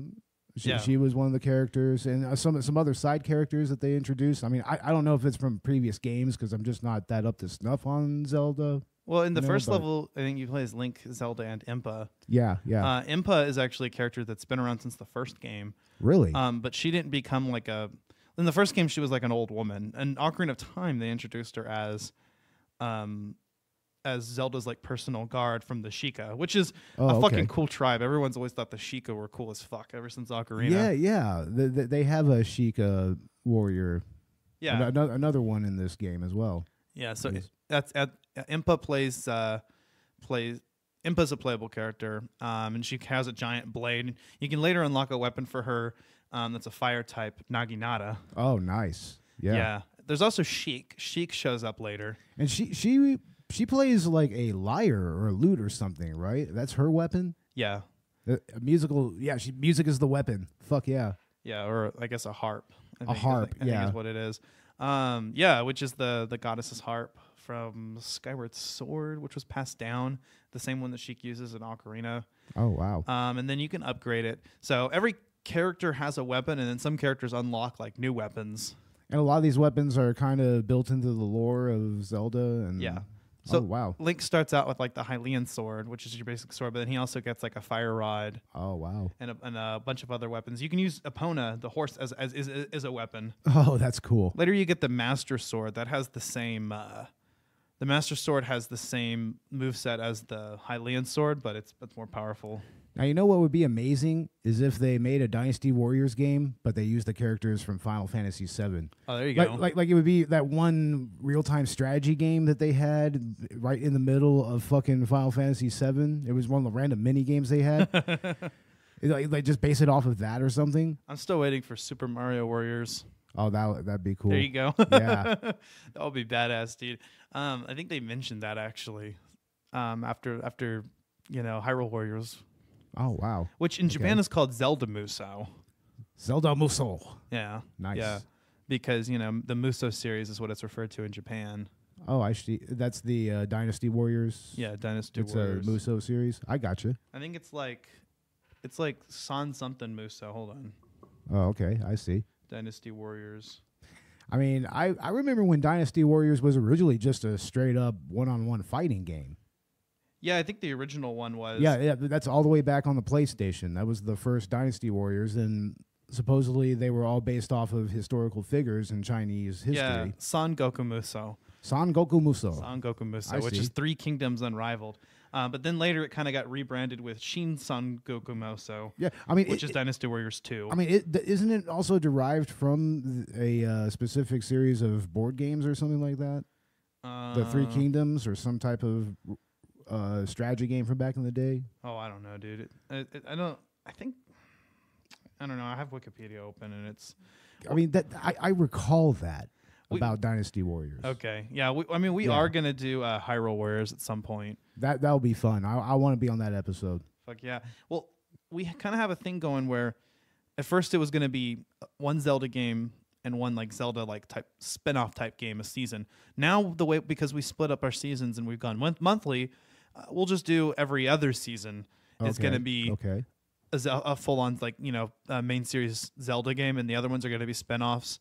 So after we get through all of the, because we've still got one more fucking Zelda CDI game to do.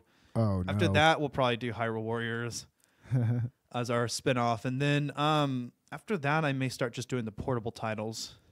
Yeah, there's quite a few portable Zelda titles, right? Yeah, which are considered main series and not spin-offs. They're canon. They're canon, but then they're part of the official Zelda timeline. But I still kind of have like a different subcategory within the main series where you have, like the actual console games. You know what I mean? Yeah. Right on. Like, Ocarina of Time, Majora's Mask, the original Zelda, Zelda 2. You should do Been Drowned. Been Drowned. Straight up. We are. Majora's Mask is our next Zelda game. And then maybe get Jaducible on the podcast. Fuck yeah, he does a podcast. He does a podcast. He does, and badass. We should probably shout that one out because that's kind of related to gaming. Oh, definitely. I mean, Jaducible. I mean, he's the creator of that entire creepypasta. Yeah. And I was really into that. I mean, I was into it kind of after it was already over.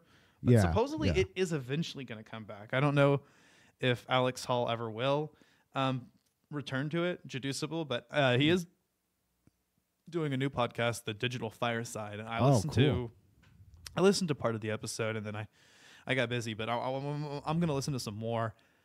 I don't even have time to listen to a podcast anymore, bro.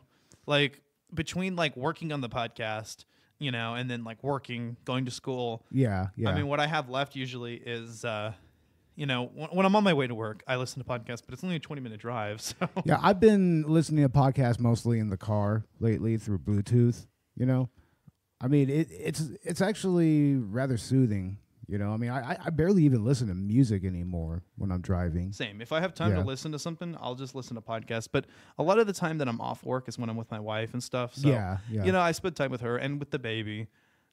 But yeah, I'll probably find some time to listen to some more podcasts. Honestly, putting on a podcast when you're like cleaning up your house is always fun. Yeah, I've done that before. Yeah. And then a lot of the free time I have, I do try to, I just try to actually play the games and watch the movies that we're going to do for the podcast. Watching movies isn't so hard. You just set aside a day to, watch the movie. Well, yeah, of course. You got to have your movie night and everything. Yeah, movie night's not that hard to do, and I can get the wife to watch with me. But yeah, playing the games is what's really eating up most of my time right now, as far as the podcast goes. Because even getting together once a week and doing a podcast isn't that hard. I just set aside a night to do it. Yeah, of course. Editing it, I can get it done in one sitting if I try, or I can spread it out a little bit. But fucking playing the games is what eats up most of my time. I'd imagine so. I mean, especially like multiple hour games. Especially new games, dude. Newer games, yeah. Modern games are so fucking big.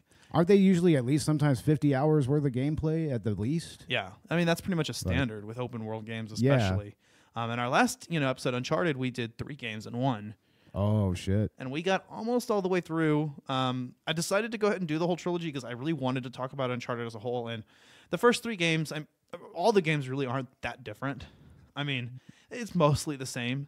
So we could talk about them in the same breath. To avoid doing another episode on Uncharted 4, because we pretty much really said really what we need to do about the series. Yeah. I think we're just going to do like a commentary on Uncharted 4. There you go. That's a good way to kind of get that out there. And we kind of encompass everything, right? Yeah, exactly. That was my thought. Yeah. And then that kind of makes us do something a little bit different with the commentary than what we're doing with the episodes. Yeah. I can see how that would work out. Yeah. Yeah. What do we got to look forward to with Collateral Cinema, Bo? Oh, of course, we got the Buttercream Gang coming up. That's going to be all kinds of fun. I mean, we are going to praise the Hellman's Mayonnaise, the Wonder Bread, and the Oscar Mayer Bologna, the holy trinity of wasp culture. Right there. Wasp culture, I love it. That's pretty much what fuels white people all over the world. You guys are going to enjoy this. Oh, it's going to be hilarious. I wonder if this will be one of our big episodes. I don't know if it's going to be a big episode because I don't know how many people really know about the Buttercream Gang, like other than maybe from watching Cinema Snob or catching it on YouTube. I mean, I don't think that it has the same meme quality as, say, Jesus, man, or, if I come to Jesus, I come all the way, I was posting that on, that group. Did you see that? Oh, yeah. Fuck yeah, man. Those are priceless, and those are movies we're going to have to do because they're kind of funny in their own right.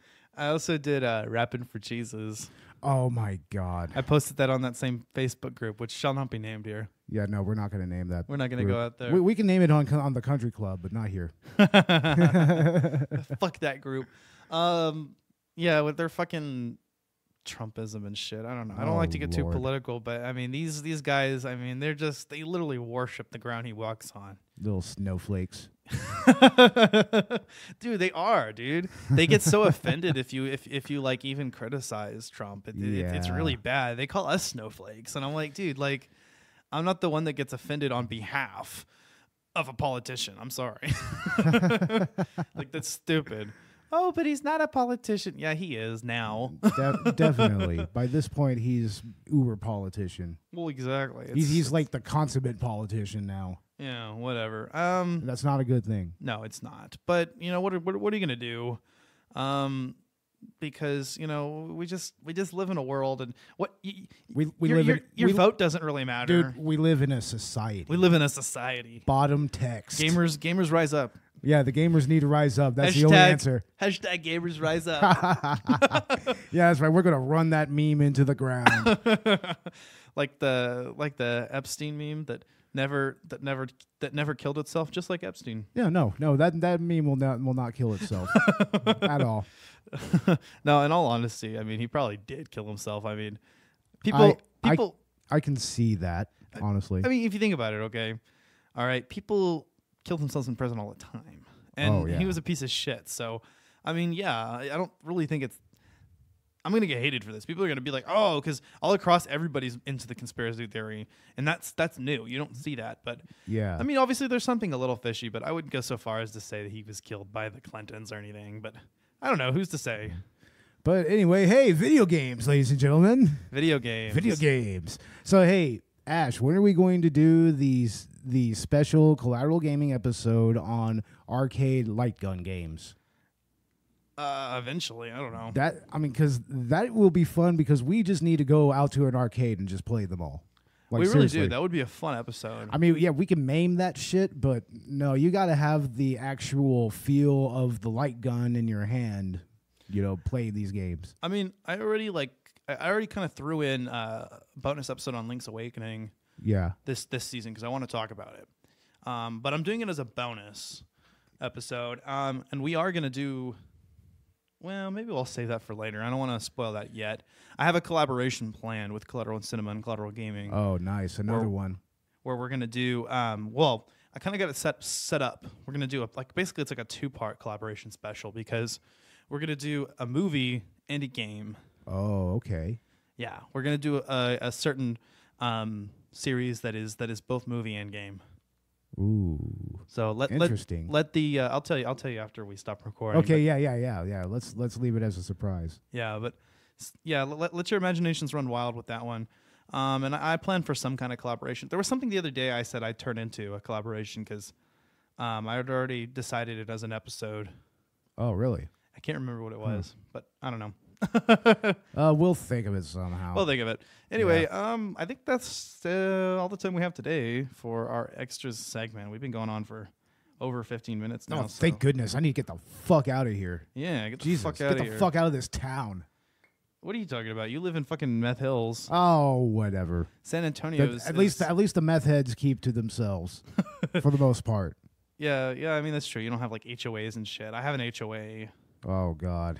But I mean, it's the good part of San Antonio. So at least Don't you mean the white part of San Antonio, Ash? I didn't want to go there, Bo. But yes, I live in the white side of San Antonio. Wow.